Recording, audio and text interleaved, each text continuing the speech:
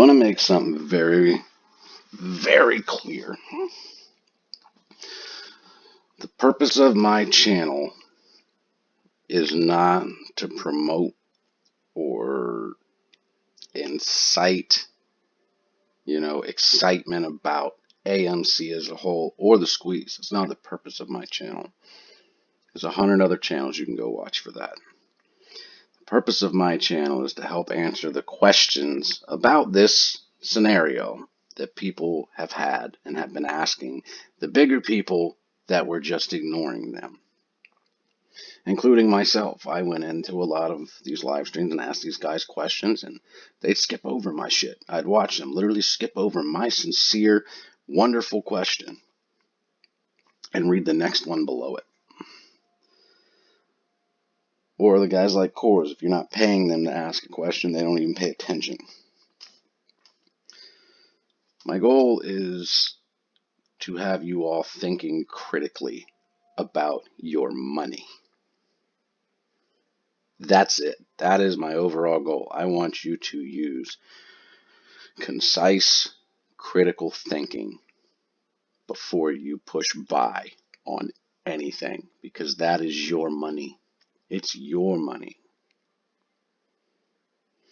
And your Treys and STVs and TMIs and STDs and UTIs and all that shit, they don't teach you anything, nor do they care about you as an investor. They don't give a fuck if you lose money. They just want money from you. That's it. They want to line their own pockets. And that has been very clear since this run-up. We are now in a scenario where, I have called this shit just back to back to back with what was going to happen. The reason I'm able to do that is because I have just had a lot of bad things happen to me in my life, and a lot of people I trusted and cared about were behind a lot of it.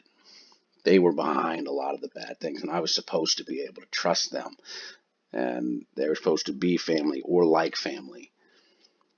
And that was a tough pill for me to swallow. And when you realize that those closest to you are capable of that kind of shit, please believe someone that doesn't fucking know you has absolutely no problem with taking advantage of you.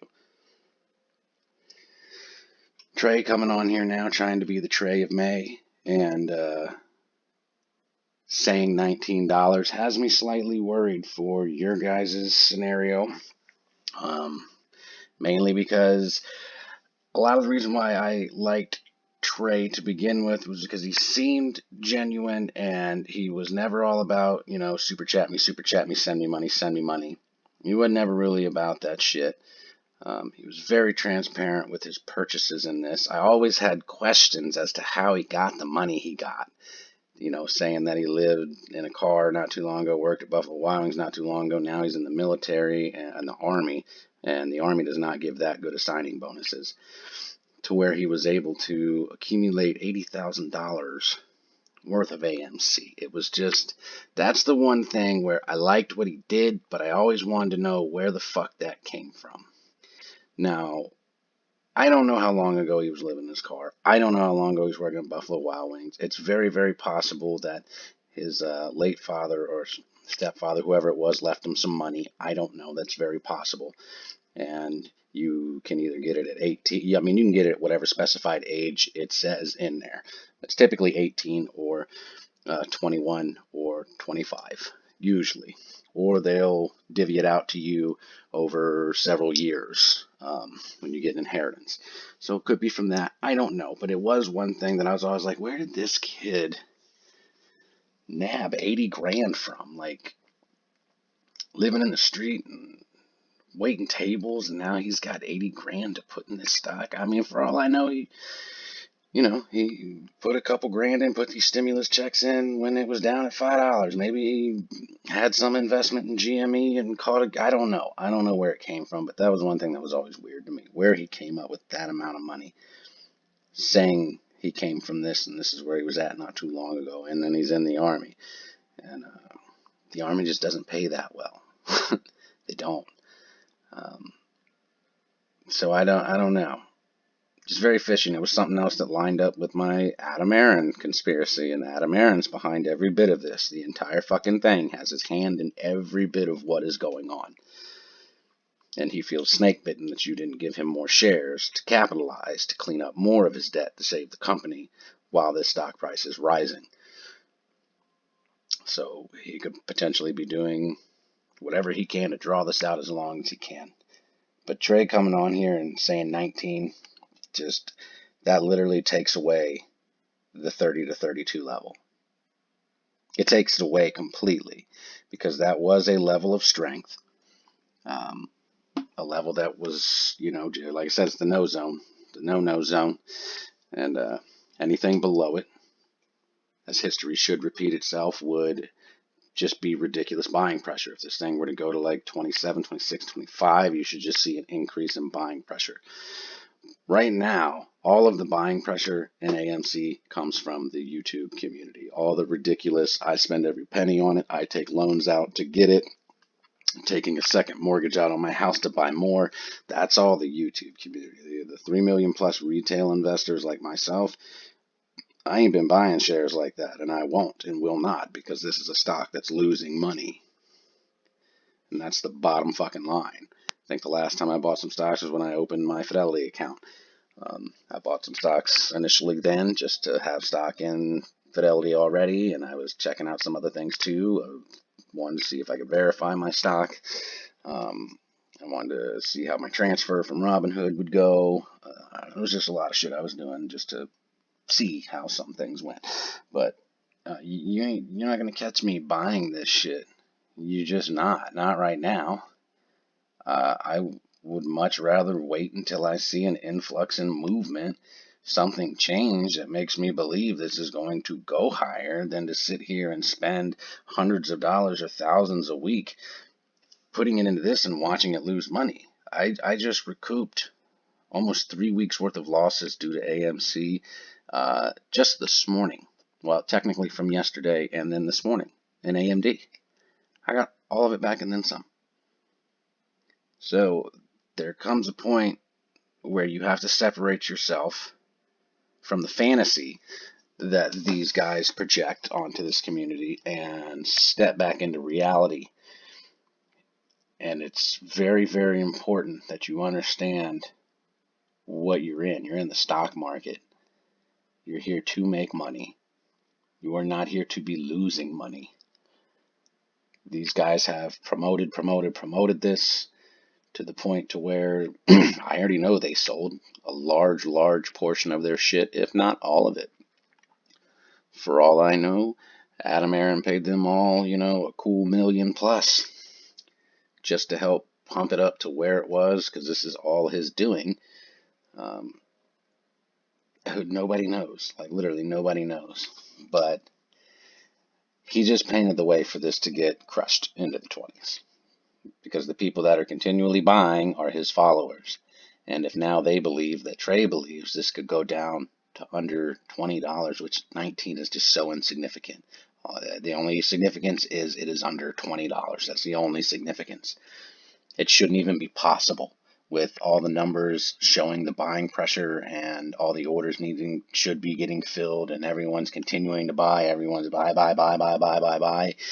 This thing should not at all be able to be pushed down to that point where it is at now, in between like 32 and 38. Like I said, I believe that's a very realistic price if every share was held in a normal stock. If this was normal without the bullshit, every single share was held, that's probably where the cap would be, right around in there. So unless people are selling off in mass, there's just no way that this could get down to that, unless, these fuckers decide to do what they're doing, push it down, continue using ETFs to short it. It's just a fucked up scenario now. He took that off the board. This could very, very easily now go down to 19, in my opinion. Very easily. Will it? I don't fucking know. But I know that my mind was made up on the $30 to $32 area, and shortly after the second, I think it was the second week of June, going into the third, Trey came out, did his little video, and was like, I just want to prepare you, worst case scenario, this thing goes down to like 31 something something. Then like the low in the past month was 31 something something, almost spot on to what he said. And it didn't do what he said it was going to do. It ended up breaking back up, but eventually it ended up going down to that point. And now that he's said that, like, I am not shocked by this at all. Not one bit am I shocked with where it's at after he made that video. Not at all.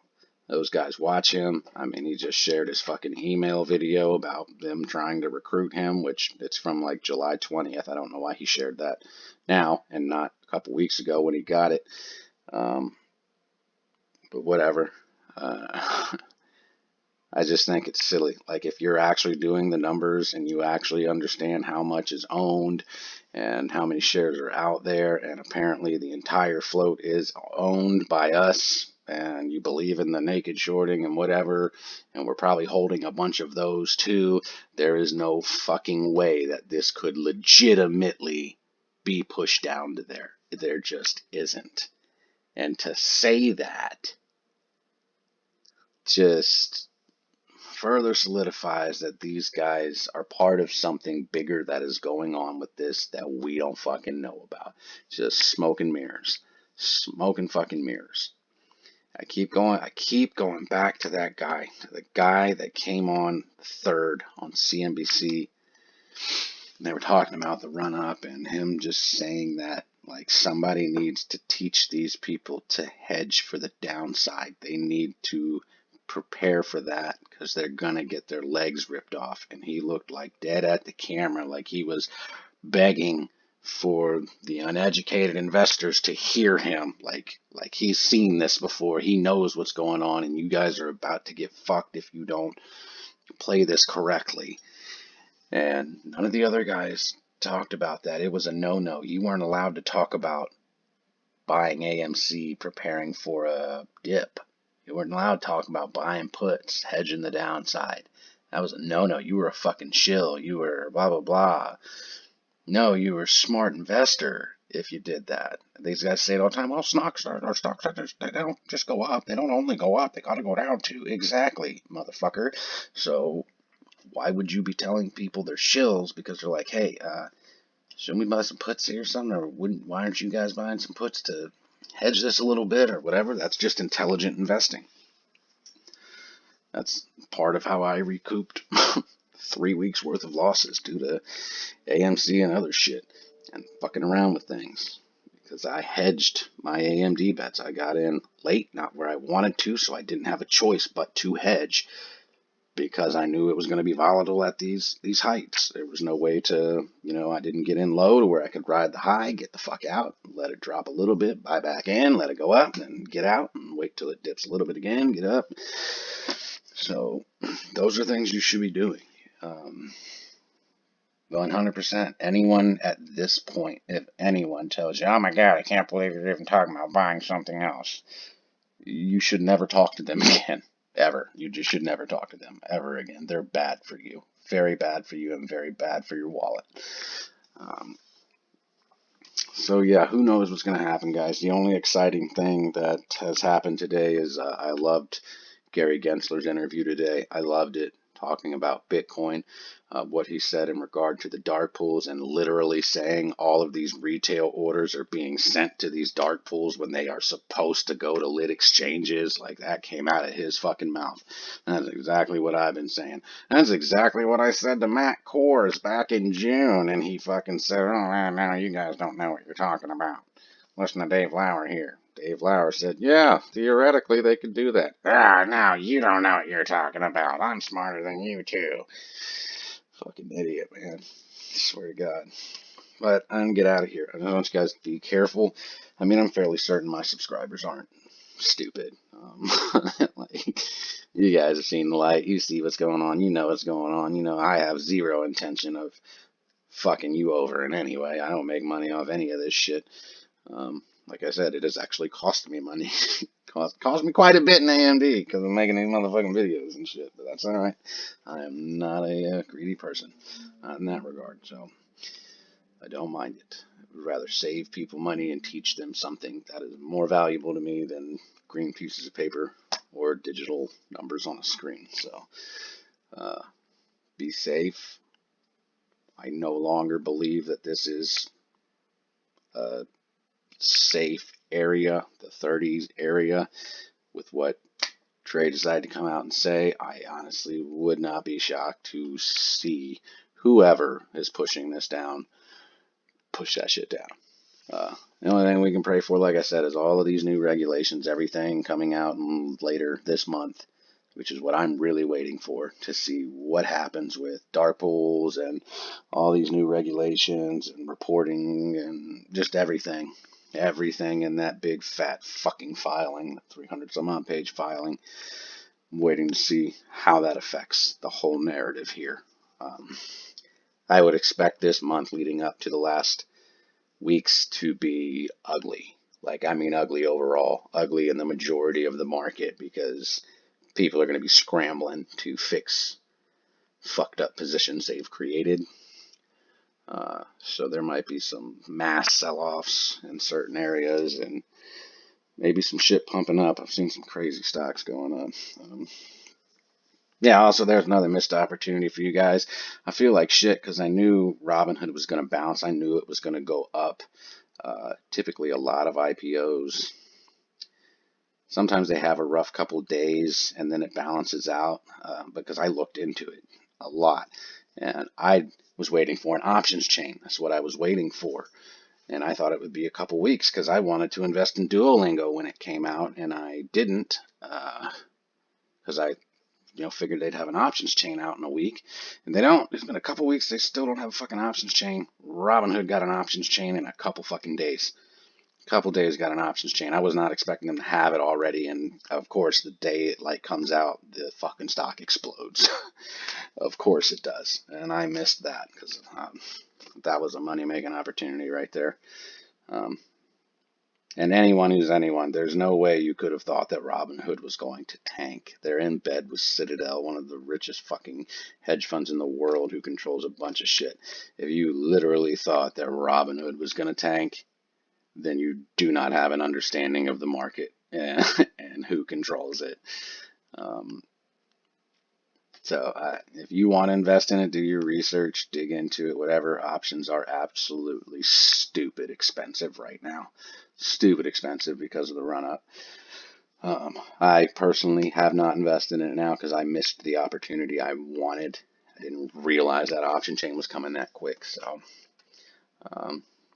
hopefully Duolingo gets one soon. That shit is already up like $40 some, which is a great gain in the past couple weeks, man. That shit's hurting. I don't like to buy stocks for the short term. That's just not stocks. That's not my thing. I buy stocks for long term, but AMC has cost me a lot of money. So I am in a position where I am trying to make quick gains here and there with my current liquidity. Had I got out June 2nd, I'd be straight. That'd have been fine. But no. I trusted some guys that I thought knew more than me. Now I'm pretty sure they're in on this whole fucking thing. But 'tis what it is. I recommend you go watch Gary's interview. Just Google fucking Gary Gensler, CNBC interview, whatever. It should pop right up. A lot of good shit about Bitcoin and the Bitcoin market, or the crypto market, and then the dark pool shit. I think it's about, I don't even know. I don't want to tell you. I feel like I was watching it for at least 5 minutes. I know it's at least 5 minutes in. My concept time's fucked. I don't remember, but I know it was at least 5 minutes. It was a lot of crypto talk in the beginning. Very good interview. Let me get out of here. Don't trust any of these fuckers. At this point, when it comes to AMC, trust your gut. Don't trust anything anyone else says. You look at your shit, do your own DD with where it's at now, and you trust your gut with what you know and what's being said. I am not going to ever recommend anyone buy this stock or buy anything, option, sell it, nothing. You do your thing. I just want to bring you my personal perspective of what I believe.